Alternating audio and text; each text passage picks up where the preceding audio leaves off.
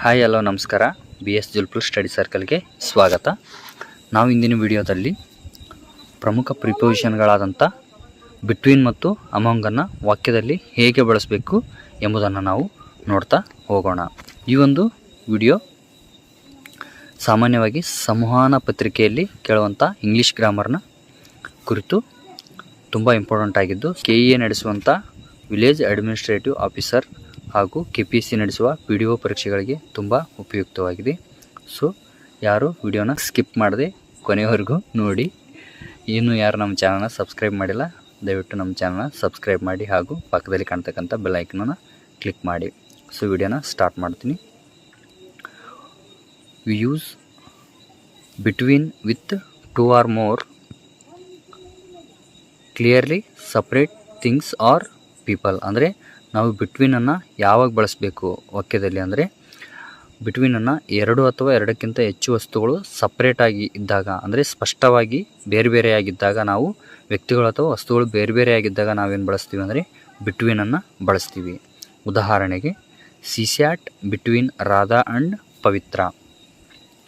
Here ನಾವು ರಾಧಾ ಮತ್ತು ಪವಿತ್ರರ ನಡುವೆ ಅವಳು ಕುಳಿತಿದ್ದಾಳೆ ಅಂತ ಹೇಳ್ತೀವಿ. ಅಂದರೆ ರಾಧಾ ಮತ್ತು ಪವಿತ್ರ ಇಲ್ಲಿ ಸಪ್ರೇಟಾಗಿ ಇಬ್ಬರು ವ್ಯಕ್ತಿಗಳಿದ್ದಾರೆ, ಅವರ ನಡಬರ್ಕ ಕುಂತಿದ್ದಾಳೆ ಅಂತ ಹೇಳುವಂಥ ಸಂದರ್ಭದಲ್ಲಿ ನಾವೇನು ಮಾಡಿದ್ದೀವಿ, ಬಿಟ್ವೀನನ್ನು ಬಳಸಿದ್ದೀವಿ. ಅಂದರೆ 2 ವ್ಯಕ್ತಿಗಳು ಅಥವಾ ವಸ್ತುಗಳು ಸಪ್ರೇಟಾಗಿದ್ದಾಗ ನಾವೇನು ಬಳಸಬೇಕು, ಬಿಟ್ವೀನನ್ನು ಬಳಸಬೇಕು. Another example, there is a home between the streams, the rivers and the mountains. ಅಂದರೆ ಇಲ್ಲಿ ಸಪ್ರೇಟಾಗಿ ವಸ್ತುಗಳಿದ್ದಾವೆ, ಥಿಂಗ್ಸ್ ಇದ್ದಾವೆ. ಅಂದರೆ ಸ್ಟ್ರೀಮ್, ರಿವರ್ ಆ್ಯಂಡ್ ಮೌಂಟೇನ್, ಈ 3 ನಡಬರ್ಕ ಏನಿದೆ ಅಲ್ಲಿ ಒಂದು ಮನೆ ಇದೆ. ಸೊ ಈ ಥರ ಹೇಳ್ಬೇಕಾದಂಥ ಸಂದರ್ಭದಲ್ಲಿ ನಾವೇನು ಬಳಸಬೇಕು, ಬಿಟ್ವೀನನ್ನು ಬಳಸಬೇಕಂದ್ರೆ 2 or more clearly things are people. ಅಂದರೆ 2 ಅಥವಾ 2ಕ್ಕಿಂತ ಹೆಚ್ಚು ವಸ್ತುಗಳು ಅಥವಾ ವ್ಯಕ್ತಿಗಳಿದ್ದಾಗ ನಾವೇನು ಬಳಸ್ತೀವಿ, ಬಿಟ್ವೀನನ್ನು ಬಳಸಿದ್ದೀವಿ. So next, we use between not among after difference. ಅಂದರೆ ವ್ಯತ್ಯಾಸ ಇದ್ದಾಗ ನಾವು ಬಿಟ್ವೀನನ್ನು ಬಳಸಬೇಕು, ನಾವು ಅಮಾಂಗನ್ನು ಬಳಸಬಾರ್ದು. ಸೊ ಇಲ್ಲಿ ಡಿಫ್ರೆನ್ಸ್ ಏನಾದರೂ ಇತ್ತಂದರೆ ನಾವೇನು ಬಳಸಬೇಕಂದ್ರೆ ಬಿಟ್ವೀನನ್ನು ಬಳಸಬೇಕು, ಅಮಾಂಗನ್ನು ಬಳಸಬಾರ್ದು. ಸೊ ನೆಕ್ಸ್ಟ್ ಉದಾಹರಣೆ ನೋಡೋಣ. What is the difference between the mobile and laptop. ಅಂದರೆ ಮೊಬೈಲ್ ಮತ್ತು ಲ್ಯಾಪ್ಟಾಪ್ನ ನಡುವೆ ಇರತಕ್ಕಂಥ ಡಿಫ್ರೆನ್ಸ್ ಏನು. ಅಂದರೆ ಡಿಫ್ರೆನ್ಸ್ ಅಂತ ಪದ ಬಂದ ನಂತರ ನಾವೇನು ಬಳಸಬೇಕಲ್ಲಿ, ಬಿಟ್ವೀನ್ ಅಂತ ಬಳಸಬೇಕು, ನಾವು ಅಮಾಂಗನ್ನು ಬಳಸಬಾರ್ದು. ಸೊ ಇದು ಗಮನ ಹರಿಸ್ರಿ. ಏನಂದರೆ ಡಿಫ್ರೆನ್ಸ್ ಅನ್ನೋ ಪದ ಇತ್ತಂದರೆ, ಅಂದರೆ ವ್ಯತ್ಯಾಸ ಇದ್ದಾಗ ನಾವೇನು ಬಳಸಬೇಕು, ಬಿಟ್ವೀನನ್ನು ಬಳಸಬೇಕು, ಆವಾಗ ಅಮಾಂಗನ್ನು ನಾವು ಬಳಸಬಾರ್ದು. ಸೊ ಮುಂದಿನ ಉದಾಹರಣೆ, what is the main difference between the square and triangle. ಅಂದರೆ ಸ್ಕ್ವೇರ್ ಮತ್ತು ಟ್ರಯಾಂಗಲ್ ನಡುವೆ ಇರತಕ್ಕಂಥ ಪ್ರಮುಖವಾದಂಥ ವ್ಯತ್ಯಾಸ ಏನು ಅಂತ ಕೇಳುವಾಗ ನಾವೇನು ಬಳಸಿದ್ದೀವಿ, ಬಿಟ್ವೀನನ್ನು ಬಳಸಿದ್ದೀವಿ. ಇಲ್ಲಿ ಅಮಾಂಗನ್ನು ನಾವು ಬಳಸಿಲ್ಲ. ಸೊ ಏನಂದರೆ ನಾವು ಡಿಫ್ರೆನ್ಸ್ ಇದ್ದಾಗ ಬಿಟ್ವೀನನ್ನು ಬಳಸಬೇಕು, ಮತ್ತು 2 ಅಥವಾ ಹೆಚ್ಚು ವಸ್ತುಗಳು ಕ್ಲಿಯರಾಗಿ ಸಪ್ರೇಟಾಗಿದ್ದಾಗ ನಾವೇನು ಮಾಡಬೇಕು, ಬಿಟ್ವೀನನ್ನು ಬಳಸಬೇಕು, ಅಲ್ಲಿ ನಾವು ಅಮಾಂಗನ್ನು ಬಳಸಬಾರ್ದು. ಸೊ ಇವಾಗ ಬಿಟ್ವೀನ್ ಬಳಸೋದು ಹೇಗೆ ಅಂತ ನಾವು ತಿಳ್ಕೊಂಡ್ವಿ.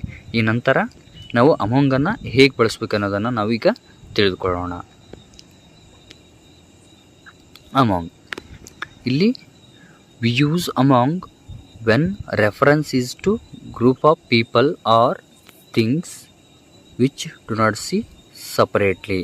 ಅಂದರೆ ನಾವು ಅಮಾಂಗನ್ನು ಯಾವಾಗ ಬಳಸ್ತೀವಿ ಅಂದರೆ, ಒಂದು ಗುಂಪಿಗೆ ನಾವು ರೆಫರೆನ್ಸ್ ಮಾಡುವಂಥ ಸಂದರ್ಭದಲ್ಲಿ, ಅಥವಾ ಒಂದು ವಸ್ತುಗಳ ಗುಂಪಿನಲ್ಲಿ ಹೇಳ್ತಕ್ಕಂಥ ಸಂದರ್ಭದಲ್ಲಿ ನಾವು ಯಾವುದನ್ನು ನಾವು ಸಪ್ರೇಟಾಗಿ ಅಂದರೆ ಬೇರೆ ಬೇರೆಯಾಗಿ ಕಾಣೋದಿಲ್ಲ, ಆವಾಗ ನಾವೇನು ಮಾಡ್ತೀವಿ, ಅಮಾಂಗನ್ನು ಬಳಸ್ತೀವಿ. ಸೊ ಇಲ್ಲಿ ಉದಾಹರಣೆ ನೋಡೋಣ.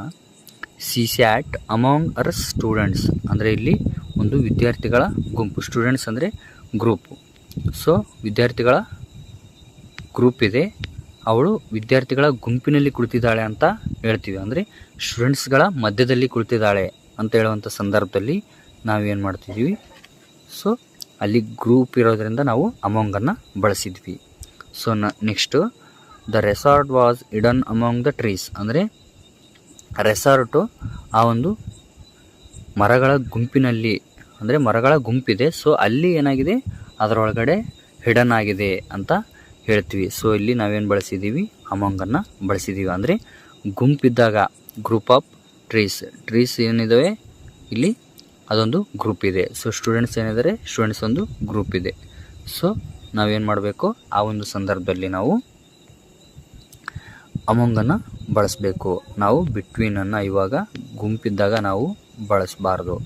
ಇಷ್ಟೊತ್ತು ನಾವು ಏನು ಮಾಡಿದ್ವಿ, ಬಿಟ್ವೀನ್ ಮತ್ತು ಅಮಾಂಗು ಈ ಎರಡು ಪದ ಪ್ರಿಪೋಸಿಷನ್ಗಳನ್ನು ನಾವು ಹೇಗೆ ಬಳಸಬೇಕೆಂಬುದನ್ನು ತಿಳ್ಕೊಂಡಿದ್ವಿ.